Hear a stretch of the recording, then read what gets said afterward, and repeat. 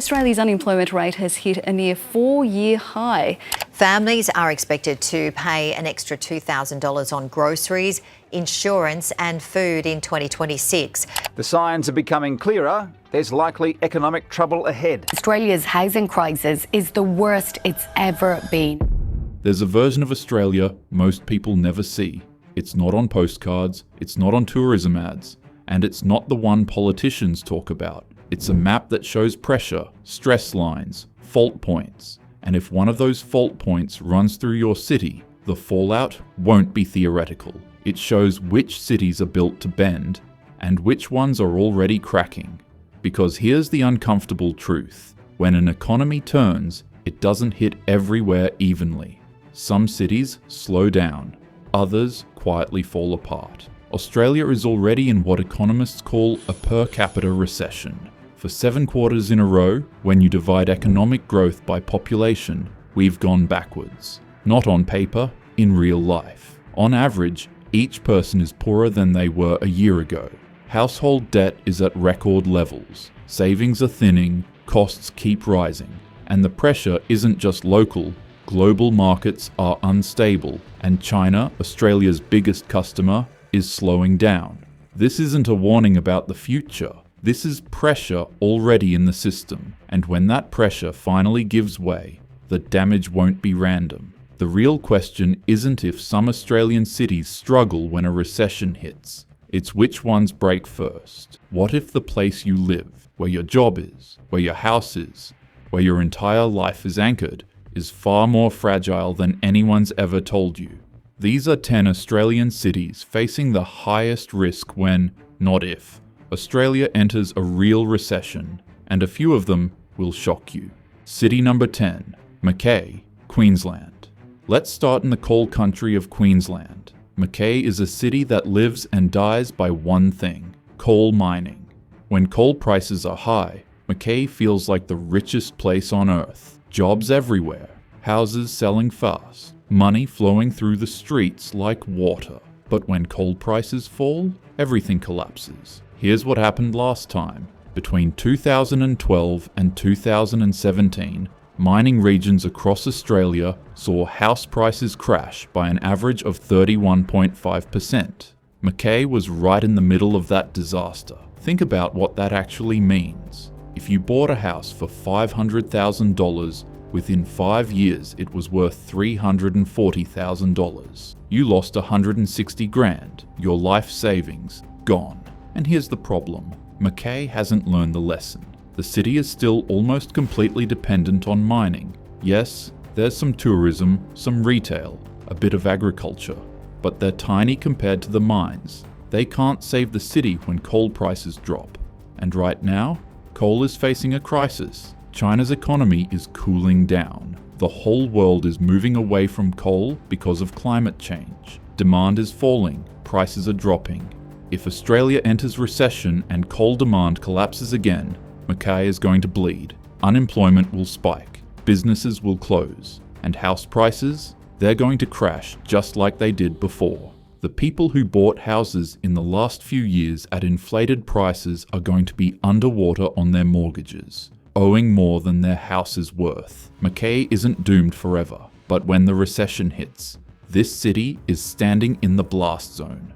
City number 9, Whitsundays, Queensland. Paradise has a hidden weakness. The Whitsundays is one of the most beautiful places in Australia. Crystal blue water, white sand beaches, the Great Barrier Reef right there. Luxury resorts, it's paradise. And that's exactly the problem, because the Whitsundays doesn't have an economy. It has tourism. When times are good, when Australians have money to spend and international tourists are flying in, the Whitsundays thrives. Hotels are full, restaurants are packed, jobs are everywhere. But the second the economy turns, holidays are the first thing people cut. Not groceries, not rent. When Australians are worried about losing their jobs or paying their mortgages, they don't book a week at a Whitsundays resort. When China or America or Europe enters recession, those tourists stop coming. And suddenly, the Whitsundays has nothing. Resorts go half empty. Staff get their hours slashed. Restaurants close. Tour operators go bankrupt. And here's what makes it worse. The Whitsundays is isolated. It's not near a major city with other industries. There's no manufacturing, no mining, no backup plan. If tourism collapses, the people who lose their jobs can't just find work somewhere else. There is nowhere else. Recovery takes years, and during those years, people lose their homes, their savings, everything. The Whitsundays will always be beautiful, but beauty doesn't pay bills when tourists stop coming. City number 8, Hobart, Tasmania. Hobart is the city that fools people. It's charming. It's got culture, art, history. It became trendy during COVID when people from Melbourne and Sydney moved down looking for a better life. And for a while, Hobart was booming. Property prices exploded. Investors piled in. The city felt like it was on the rise. But underneath all that excitement, there's a fragile economy holding everything up. Here's the reality. Housing costs in Tasmania have gone through the roof. Back in 1994, the average Tasmanian spent 8.8% of their income on housing. Today, it's 14.8%. That's almost double, and Hobart led that increase. People bought houses at pandemic boom prices with massive mortgages, thinking the growth would continue forever. But now, Hobart's property market is already showing cracks. Prices are falling while other cities stabilize. And here's the deeper problem. Hobart's economy is small, really small. Government jobs make up a huge part of it. But when recession hits, governments cut spending. They freeze hiring, jobs disappear, tourism helps, but it's seasonal and it's vulnerable. When people stop spending on holidays, Hobart suffers. So imagine this. You bought a house in Hobart in 2021 at the peak for $700,000 with a huge mortgage. Now it's worth $650,000 and falling. You lose your government job because of budget cuts. Suddenly, you can't pay your mortgage. And in a city as small as Hobart, there aren't many other jobs to jump to. Hobart's charm isn't going anywhere, but its economic foundation, that's shaky as hell. City number 7, Geelong, Victoria. Geelong is a city caught between two worlds. For decades, this was a manufacturing powerhouse, car factories, heavy industry, solid stable jobs that lasted a lifetime. Then it all disappeared. The car industry died, the factories closed, thousands of jobs vanished. And for the last 10 years, Geelong has been trying desperately to reinvent itself. Tech jobs, education, knowledge industries. Some of it's working. But here's the brutal truth. The transformation isn't complete. The old economy is gone. But the new economy isn't strong enough yet to carry the city through a major crisis. Here's a number that should terrify you.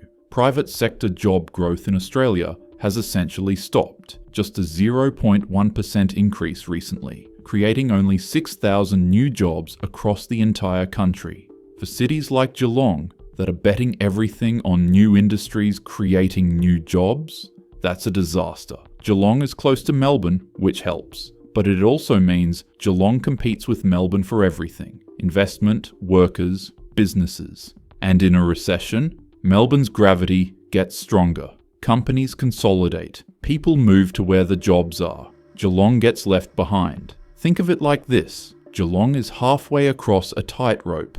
The old side is gone. The new side isn't quite reachable yet. If a recession hits before Geelong makes it across, the city falls. City number 6, Gold Coast, Queensland.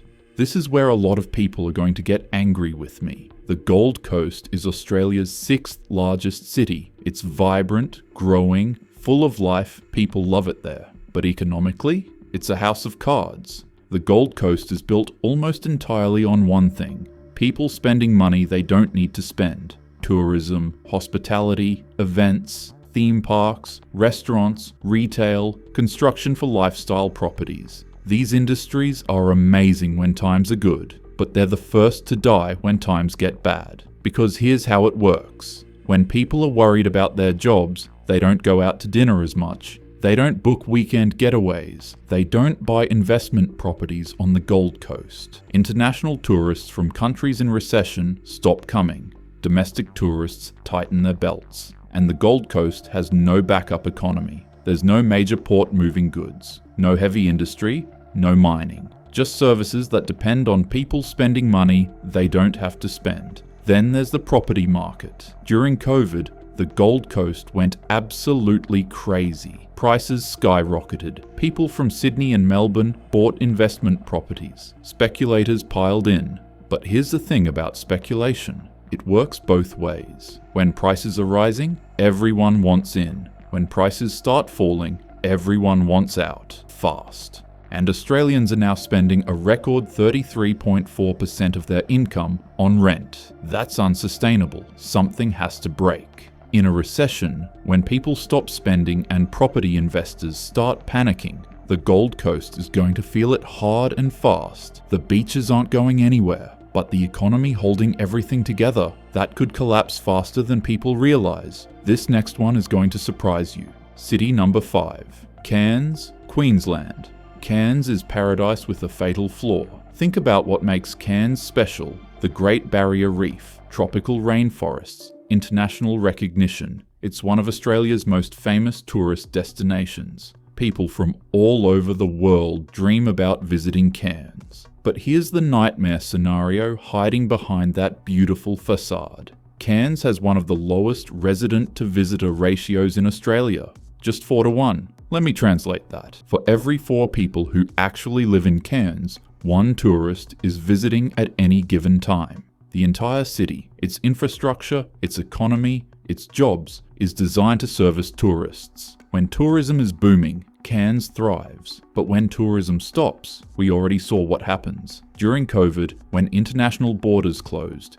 Cairns was devastated. Absolutely devastated. Businesses shut down permanently. Unemployment went through the roof. Now imagine a recession. Not a pandemic where travel is impossible, but a recession where travel is just too expensive. International visitors from recession-hit countries like China, Europe, or America stop coming. It's not that they can't travel, they just can't afford to anymore. Australian families who might have taken that expensive tropical holiday to Cairns decide to stay closer to home, or skip the holiday altogether. Suddenly, the hotels are half empty, tour operators have no customers, restaurants can't fill tables, reef tours get cancelled, and Cairns has almost nothing else. No manufacturing, limited agriculture, no mining. The Reserve Bank has been deliberately trying to slow down the economy to control inflation, and those efforts hit tourism first and hardest. Cairns isn't going to disappear. But in a recession, this city is walking a tightrope without a safety net. City number 4, Port Hedland, Western Australia. Welcome to the iron ore capital of Australia. Port Hedland exists for one reason and one reason only: to dig iron ore out of the ground and ship it to China. When China's economy is booming and iron ore prices are high, Port Hedland is flush with cash. The town practically prints money, but that's the entire problem right there. Port Hedland is making a single, massive bet that China will always need Australian iron ore and that prices will stay high. But China's economy is slowing down. New iron ore mines are opening in Africa, creating competition. Global supply chains are fragile. And here's the terrifying precedent. The West Pilbara region saw house prices plunge 55.1% from its peak in 2010. 55.1%. Imagine buying a house for $700,000 and watching it drop to $316,000. You've lost nearly $400,000. That's not a market correction, that's a catastrophe. And Port Hedland is set up exactly the same way. When iron ore was booming, property prices went insane. People were paying absolutely crazy amounts for basic houses because the mining money was flowing. But when the boom ends, and it always ends, those property values evaporate. If Australia enters recession and China's economy continues slowing down, if new iron ore supplies come online and prices drop, Port Hedland is facing its third major bust in 20 years. The wealth here right now is real, but it's built on the shakiest foundation imaginable. One commodity, one customer, one price. When any of those 3 things breaks, everything falls apart. City number 3, Broken Hill, New South Wales. Broken Hill is a ghost in slow motion. This city is a piece of Australian mining history. Legendary. Once one of the richest places in the country. But that was a long time ago. Today, Broken Hill's population has been shrinking for decades. The mines that once employed thousands now employ hundreds. Young people leave and never come back. The infrastructure is aging and crumbling. What's left is a small community desperately clinging to mining that's barely alive and tourism that's modest at best. In a recession, Broken Hill faces a perfect nightmare. The remaining mining operations will cut back even further, maybe close entirely. Tourism, already limited, will drop as people stop spending on outback road trips. And there's nothing else. No other industries, no backup economy. The housing market here isn't even inflated like other cities. It's just stagnant, frozen, which means homeowners aren't sitting on big equity gains they can use as a buffer. They're just stuck. Other cities have diversified economies, tourism, agriculture, proximity to major centres. Those cities can survive when one industry struggles because they have others to fall back on. Broken Hill has none of that. This city has survived downturns before, yes, but each one takes another piece out of it. Eventually, there's nothing left to take. City number 2, East Pilbara, including Newman, Western Australia. This is where the numbers become genuinely horrifying. The East Pilbara region, centred around the town of Newman, experienced the single worst property collapse in modern Australian history. Let me say that again. The worst property collapse in modern Australian history. Between 2012 and 2017, house prices in the East Pilbara collapsed by 66.8%. 66.8%. The median house price fell from $718,000 to $238,000. That's a loss of $480,000 in median house value. Wiped out. Gone. Think about what that does to people. You buy a house. You think you're building wealth, securing your future, then you watch 2/3 of its value disappear. You're trapped. You can't sell because you'd lose everything. But you're stuck paying a massive mortgage on a house that's now worth a fraction of what you owe. And here's the nightmare. It could absolutely happen again. The East Pilbara is even more concentrated than Port Hedland. It's purely mining. There's no tourism, no agriculture, no service economy beyond what exists to support the mines themselves. When mining booms, property prices skyrocket because of fly-in fly-out workers and tight housing supply. When mining contracts, everyone leaves. There's literally no one left to buy the houses. The East Pilbara is still sitting 28% below its 2012 peak. After all these years of recovery, it still hasn't gotten back to where it was. If another downturn hits, and in a recession, commodity demand always drops. This region is facing potential devastation. The people who live there know it. They've lived through it once already. But knowing it doesn't make the next crash any easier to survive. City number 1, Karratha, Western Australia. And here, we arrive at the most fragile city in Australia, Karratha. This isn't the smallest city. It's not the most isolated, but it has the deadliest combination of vulnerabilities. Everything that can go wrong in a recession converges in Karratha. First, extreme mining dependency. Karratha exists for LNG, liquefied natural gas, and iron ore. That's the entire economy. Financial risk has surged to the top concern for Australia's mining sector, heading into 2025, with rising costs and inflation crushing margins. Second, insane price volatility. During the mining boom, Karratha's housing market was one of the most expensive in the entire country. Houses that should have cost $300,000 were selling for over $1 million.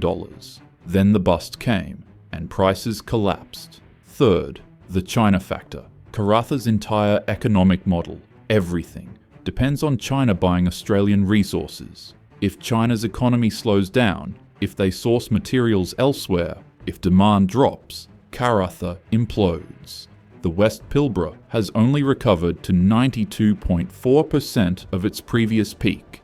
It's still sitting $54,000 below where it was in 2010. Fourth, the fly-in fly-out workforce. A huge chunk of Karratha's population doesn't actually live there permanently. They fly in for work, stay for their shift, then fly out. When mining projects end or contracts aren't renewed, these workers disappear overnight, and the local economy, built on servicing those workers, collapses with them. And finally, the killer. Karratha has absolutely no backup plan. No alternative economy, no tourism worth mentioning, no agriculture, no manufacturing, nothing, just mining. And here's one more nightmare to add to the pile. 80% of Western Australia's mines are in cyclone-prone areas. Climate vulnerability stacked on top of economic vulnerability. In a recession, when commodity demand falls and prices drop, Karratha faces a perfect storm. Job losses, population exodus, collapsing property values, no economic cushion whatsoever. This has happened before in Karratha. It will happen again. The only question is when. Why some cities survive and others don't. So what's the pattern here? What separates the cities that survive from the ones that collapse? 3 things. First, single industry dependency. When one sector dominates everything, mining, tourism, discretionary retail, there's no buffer. When that one thing fails, everything fails together. Second, high household debt. Australians now need an average of 10.6 years to save for a house deposit. 10.6 years. And the people who bought at peak prices are sitting on mortgages that could drown them if they lose income. Third, lack of economic diversity. Cities with multiple industries, manufacturing, education, healthcare, government services, agriculture, can redistribute workers when one sector fails. Single industry cities can't. When the mine closes or tourism stops, there's nowhere else to go. The data is screaming at us. Real GDP per capita has recorded 0% growth recently. That means individual living standards aren't improving. Australia is already under pressure. Most Australians have no idea what a real recession feels like.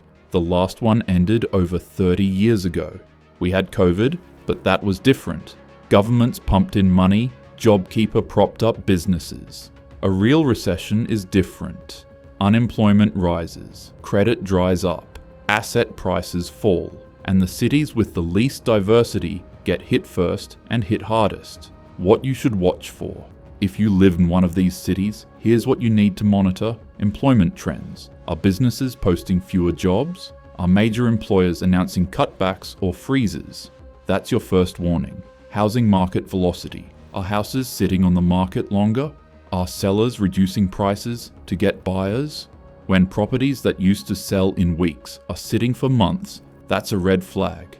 Business closures. Watch the small businesses. Cafes, retail shops, service providers. When they start shutting down, it means locals are spending less. That's your canary in the coal mine. Population flow.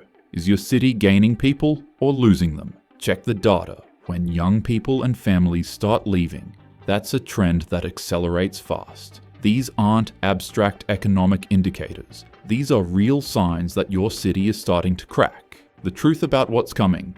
None of this is guaranteed to happen. Australia's economy has proven resilient before. Many of these cities have survived downturns and rebuilt. Economic cycles are just that, cycles. What goes down eventually comes back up.